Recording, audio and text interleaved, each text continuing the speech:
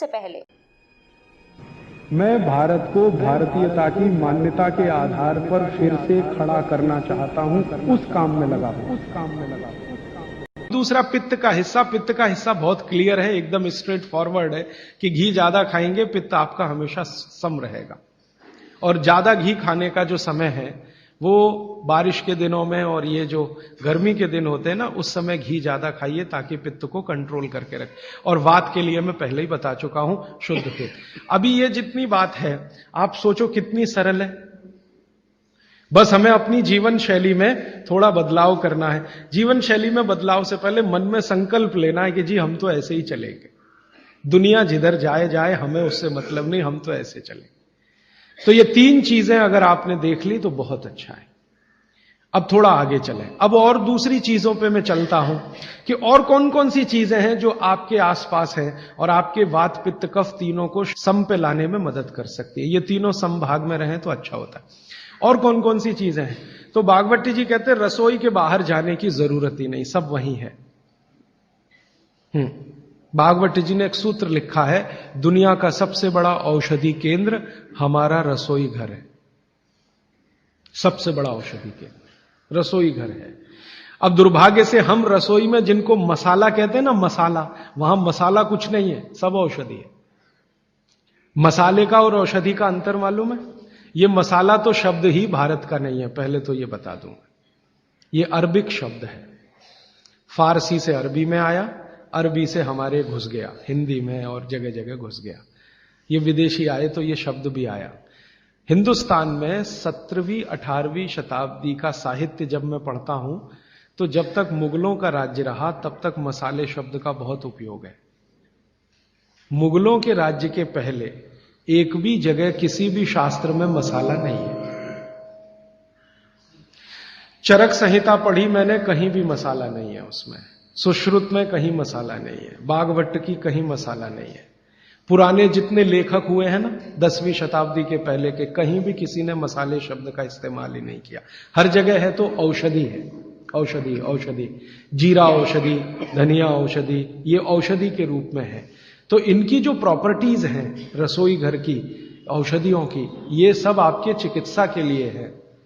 अब मुझे समझ में आता है कि हमारे पुराने जमाने की माताएं बहनें, जो हमारी दादी हैं, नानी हैं, उन्होंने अपनी अपनी बेटियों को जो कुछ सिखाया, सब्जी बनाना तो क्या क्या डालना, जीरा चाहिए, धनिया चाहिए, हींग चाहिए, मात्रा कितनी कितनी चाहिए, वो सब बड़े वैज्ञानिक और चिकित्सक लोग रहे होंगे। क्योंकि रोज हमारे शरीर में वात पित्त कफ की स्थिति सम और असम होती रहती है। आप जानते हैं सुबह जो है ना वात ज्यादा होता है शरीर में, सुबह सुबह, दोपहर को पित्त ज्यादा होता है, शाम को कफ ज्यादा होता है। तो ये पूरे 24 घंटे में ऊपर नीचे होता रहता है। तो 24 घंटे में जो वात पित्त कफ ऊपर नीचे होता रहता है, तो सब्जियों में उसी के हिसाब से औषधियां डाली जाती है।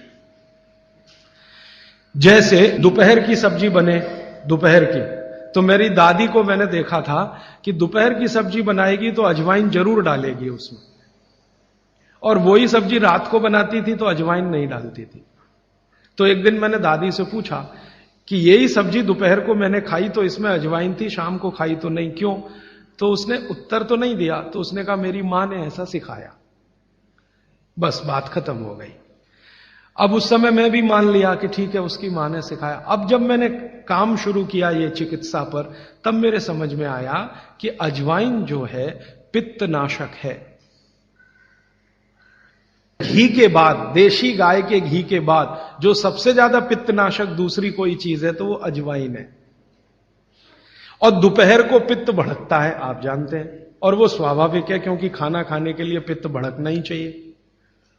तो उस समय अजवाइन डाली जाती है सब्जी में, क्योंकि दोपहर को ही शरीर को अजवाइन की जरूरत होती है पित्त को सम पे लाने के लिए। तो भारत में ज्यादातर माताएं बहनें ये बात जानती हैं कि दोपहर की सब्जी में अजवाइन चाहिए। दोपहर का दही है ना, दही का मट्ठा, उसमें भी अजवाइन का बघार लगता है। दोपहर की जितनी भी चीजें हैं ज्यादातर अजवाइन ग्रस्त होती हैं या अजवाइन से बनती हैं, क्योंकि पित्त को सम पे रखना है। तो आप सोचो जो लोग ये कर रहे हैं वो बिना कहे कितना बड़ा काम कर रहे हैं, हमने उसका वैल्यूएशन नहीं किया, ये हमारी मूर्खता। हमारे यहां तो एक बहुत बड़ा दुष्कर्म इस देश में हुआ है। अंग्रेजों के हम गुलाम हो गए, तो सब कुछ हम भूल गए, अपनी चीजें। अंग्रेजों ने जो सिखाया वही हमें याद है। तो हम जीडीपी का कैलकुलेशन करते हैं अंग्रेजों के फॉर्मूले से। जीडीपी निकलता है इस देश का, gross domestic product.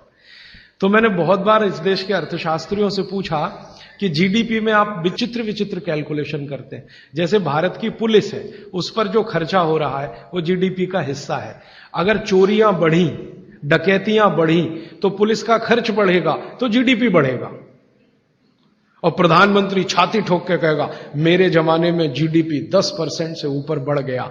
So what, police का खर्च बढ़ गया, माने चोरियां बढ़ गई, डकैतियां बढ़ गई, अत्याचार बढ़ गए, अनाचार बढ़ गए, तो जीडीपी बढ़ गया, तो क्या बड़ी बात है।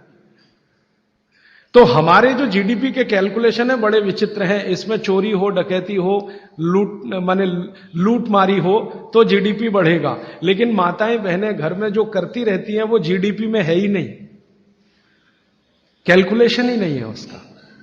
भारत सरकार कोई कैलकुलेशन नहीं करती कि किसी माँ ने 1 किलो पापड़ बना दिए तो जीडीपी बढ़ा कि नहीं, तो कहते हैं जी मालूम नहीं बढ़ा कि नहीं बढ़ा, क्योंकि कैलकुलेशन नहीं है।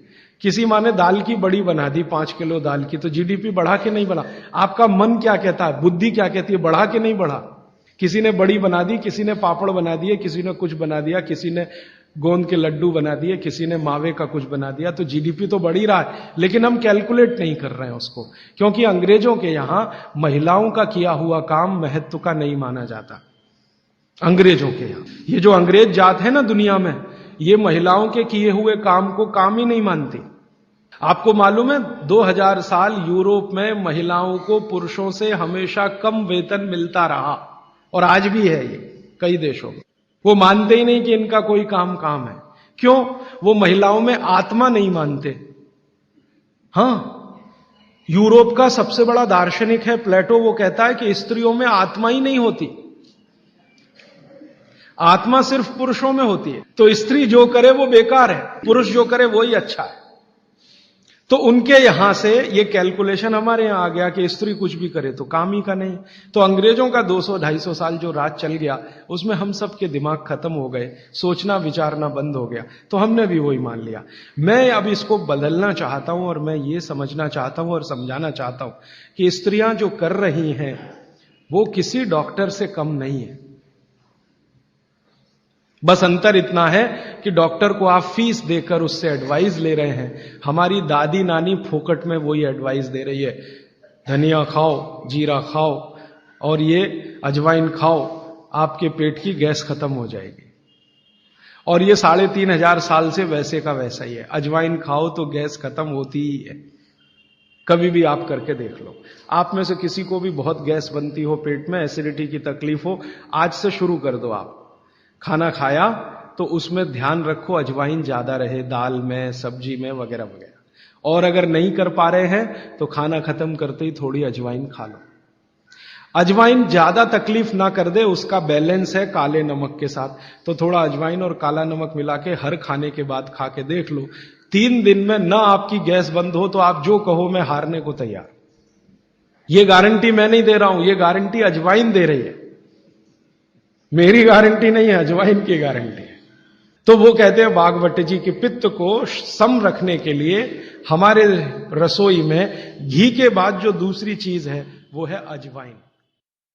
अब एक और बताता हूं, अपने स्वयं पाक घर में ऐसी ही एक बहुत अच्छी औषध है, उसका नाम है जीरा। जैसे हळद है वैसे ही एक है जीरा। जीरा बहुत अच्छी औषध है। पित्त के जितने भी रोग हैं आपके शरीर में, ये सब जीरे से ठीक हो जाते हैं।